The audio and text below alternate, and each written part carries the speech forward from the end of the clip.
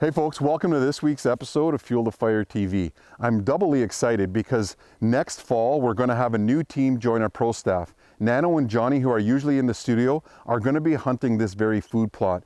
This is a fantastic location for a couple of reasons. One, it's tight and secluded, and two, it's on the edge of two edges. It's got a swamp versus opening, a field opening edge, and it's also got hardwoods edging up to some evergreens. That's a fantastic pinch point when it comes to securing an area for deer to travel through.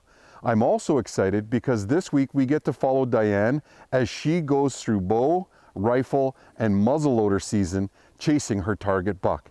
Stay tuned, you're watching Fuel the Fire TV. Life offers no guarantees, but the one thing we've learned for sure is that the time we have is indeed precious.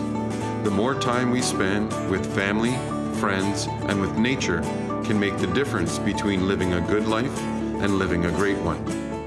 Join us on our quest to be participants rather than observers, to learn from our mistakes, to share our successes and our failures as we spend all of the time we have chasing our dreams, fueling our passion, and fueling the fire in the great outdoors.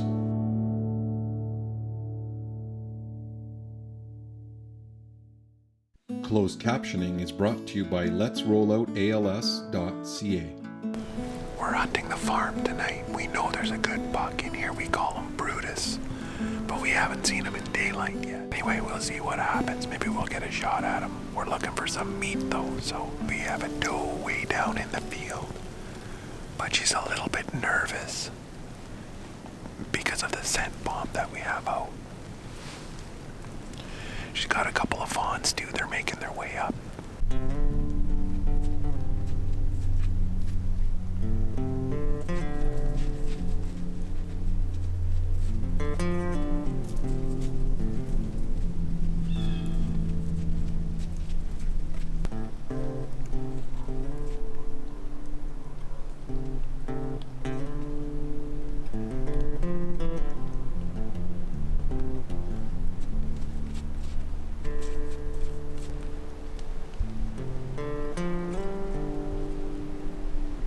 It's always good to see a couple of button bucks coming in nice and close. That big doe didn't want anything of that scent bomb though. That's okay, she probably would have busted us. Dianne, there's a coyote behind us in the food plot.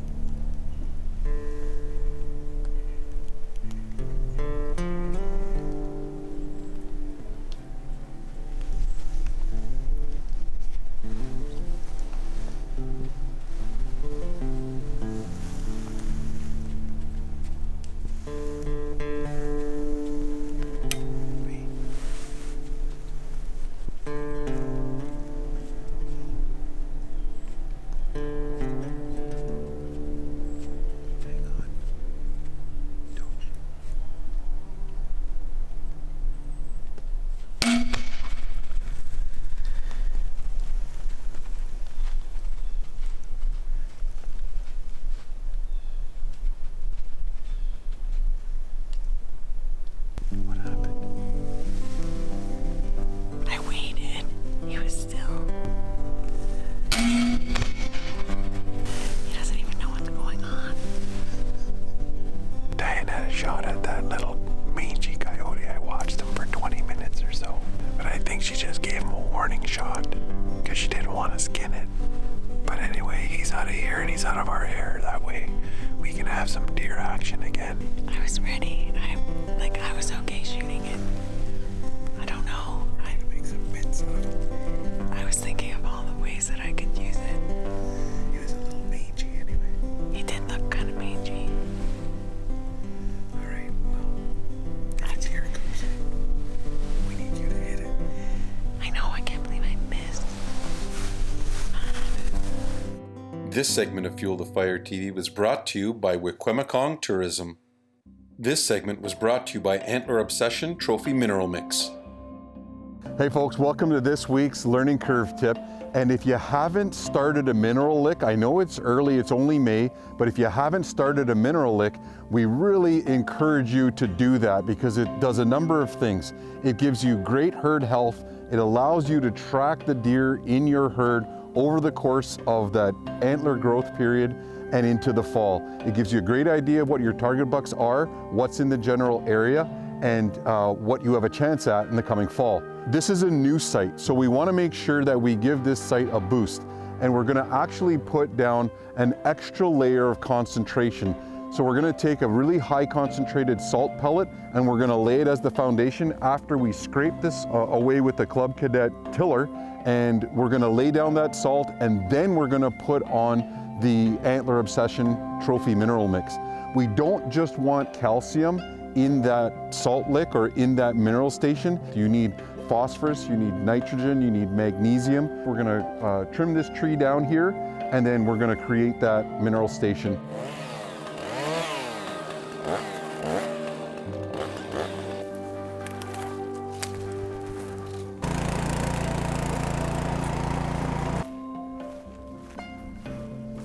We've got some detritus material. We're just gonna throw that into the site, into the mineral station site, because we want that, all of those nutrients to be absorbed. We're gonna put, again, a base layer of calcium, so we're just using the water softener salt. It's super concentrated, it's relatively inexpensive, and we're gonna use that as the foundation for this, and then we're gonna bring them in with that trophy mineral Antler Obsession mix, because we know that that has that mix that antlers need in order to grow.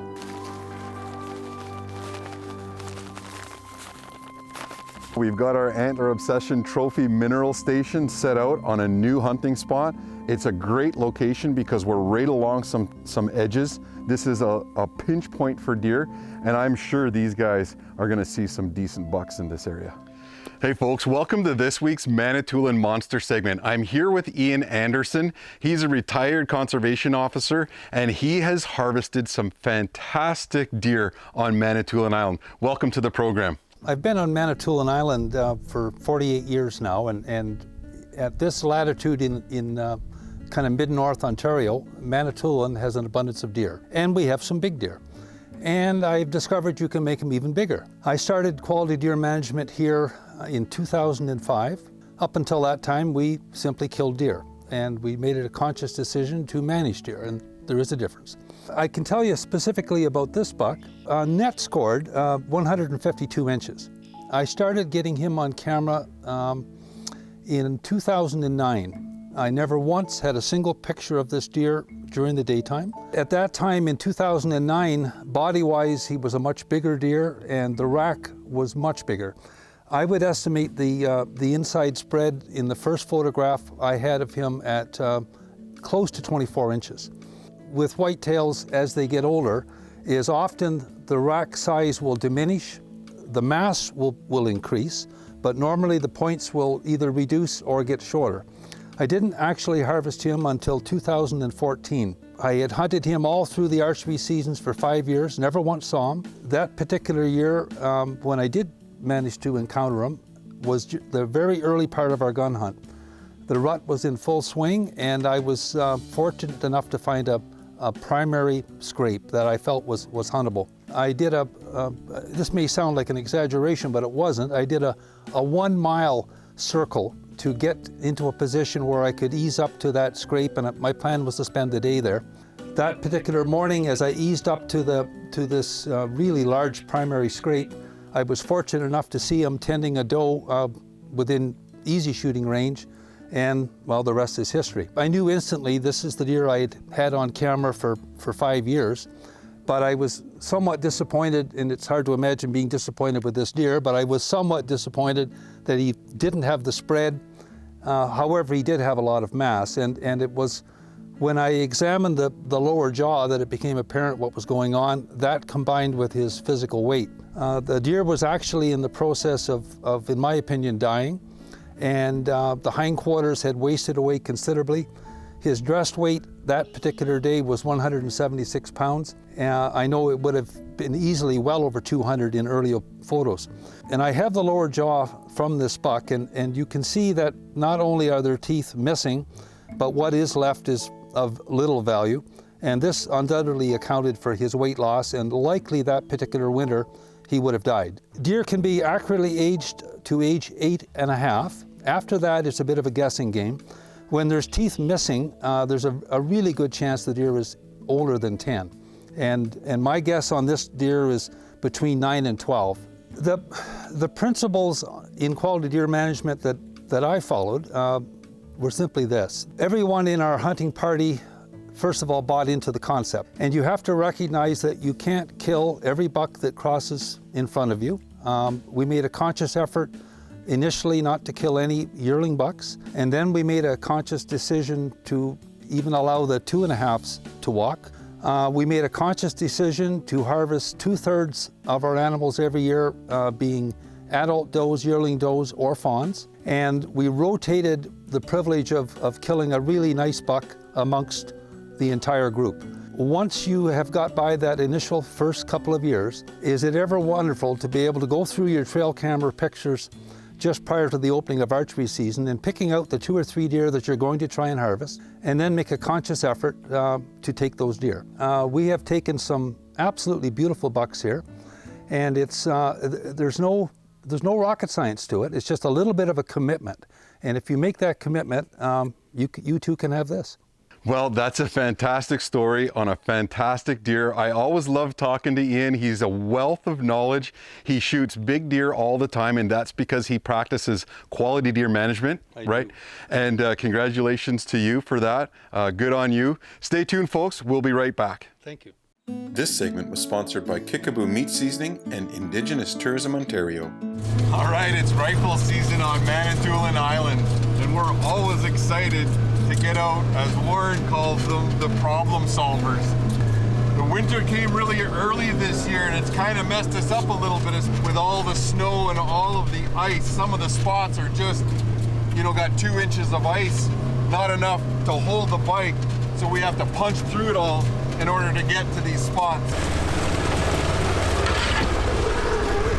We're way up high. We're the first level before what's called Chigwednung, or the Cup and Saucer, which is actually a big tourist attraction. Out to the north, we've got the North Channel and islands like Clapperton and Amandros, which have great fishing all around. But again, like I said, this is the first plateau before this big escarpment. I'm the last one on this property. We can't go any further, and it takes me the longest to get set up because, like I said, I walk in. Now, the peak of the seek phase and the early part of the chase phase has started, and we're seeing all kinds of different deer on our cameras. They're up wandering around, they're up looking and seeking out those estrus does. I'm seeing deer cross or come into this plot about 20 yards to my right. I put out a scent bomb, and I also used the outrageous scent stick to see if that can activate and get that big buck that we know is here, to get him to get on his feet. All right, the button buck fawns just showed up. I've seen these deer all fall throughout archery, and they're with their mom is actually a pretty big doe. Maybe if we have any luck at all, she's being harassed by that deer, and she'll come out to feed, and that buck will be following her. Yeah. It's a fawn. I don't see anything in behind it. Again, not with the doe, not with his mom. Maybe these guys are in lockdown, I don't know. He's getting nervous. He's looking to the back.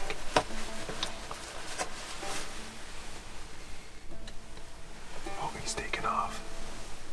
He's taking off. That means something's coming for sure. Something's coming. I see a deer. Yeah, he's a buck. Oh, he's not a shooter. He's a nice little 8-point though. Yeah, he's gonna make his way across the field. That's that's not the deer we're looking for here. That's a good little buck though. He's got a little bit of a wide frame. His points want to kind of come out a little bit, but they're short, which is typical for back here. He's taken off. You know, they always say, and I've said it before, you can't shoot big bucks if you shoot those little ones first. But yeah, he's a good little buck. All right, my phone is blowing up here. Warren just shot wide 9. He's a monster. He doesn't think he got him on video. The deer I've been after, that we've been after for 4 years. Had him in archery, and I think he just downed a legend. I'm gonna get down and go see this deer. He's just too big to not go see. Dude, folks, this is a legend. We're looking at 2 legends actually. Warren is one of them, and this deer is called Wide 9.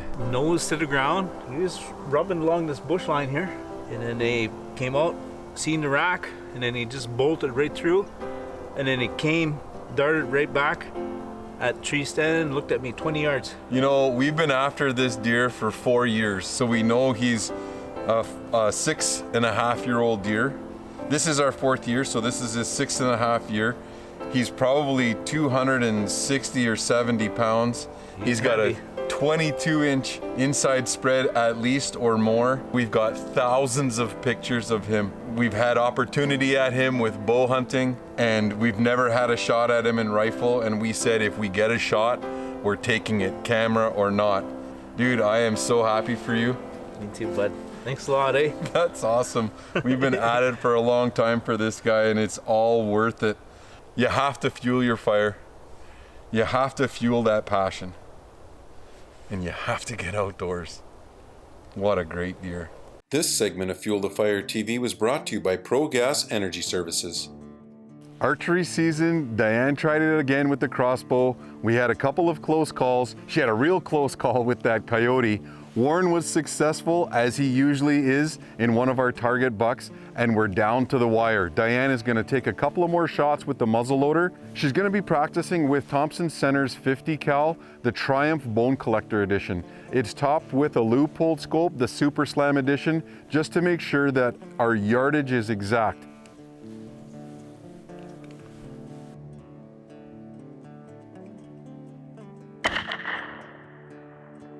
All right, so she says she's good to go. We're gonna take a couple of more shots before we get back into the field, just to be sure. Okay, I'm all set up. We have about 45 minutes left. We haven't seen a whole lot in here, except for the odd doe and these raccoons. But we do know the shooter buck is in here. He showed up about 3 weeks ago on the camera. We've got a good crosswind tonight, going from my left to right. I can see movement way back. There's somebody behind it.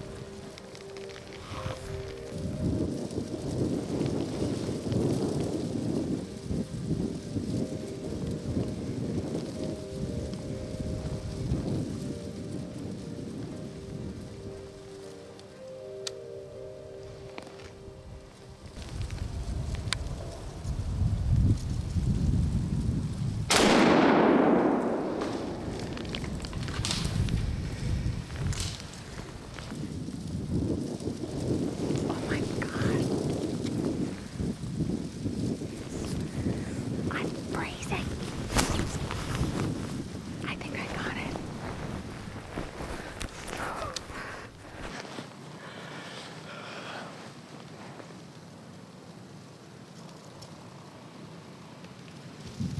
Okay, I didn't look at the rack.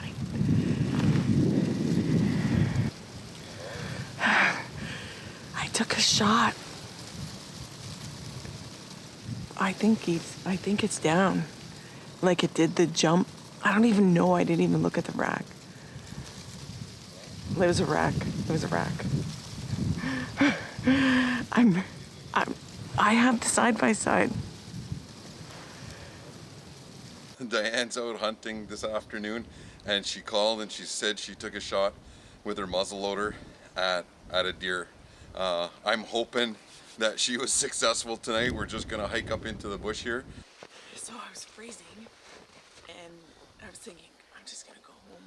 And then there was one doe that was, I'm afraid it's not dead. I'm nervous to see.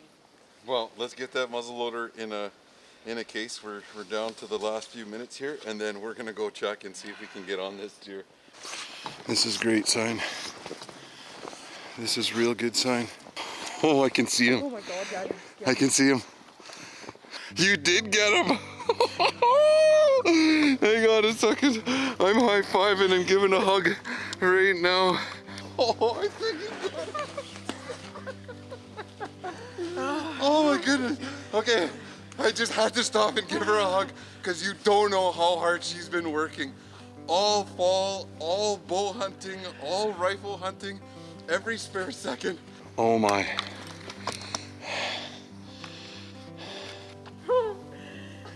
Oh, yes! That is the dream deer. That is awesome. You know, we've been at it. Dianne has been at it. Darcy Aspen's been out. And it's been a crazy... That's your first deer with a muzzle. Yes, yeah. And we had this deer, he showed up in the end of archery, and then we lost him. And he's been gone for like 3 weeks. And then he showed up again. We've been at these spots, and I thought for sure someone had him. Oh, we thought he was shot. But this is a great, I mean, for your second deer and your first deer with a muzzleloader, a nice even 10-pointer. Just awesome. I am so proud. Awesome. You know what, folks? We're out here fueling our passion, fueling the fire. Even though it's freezing, we're trying to fuel it. And Dianne just got her biggest buck to date on Manitoulin Island. Fantastic.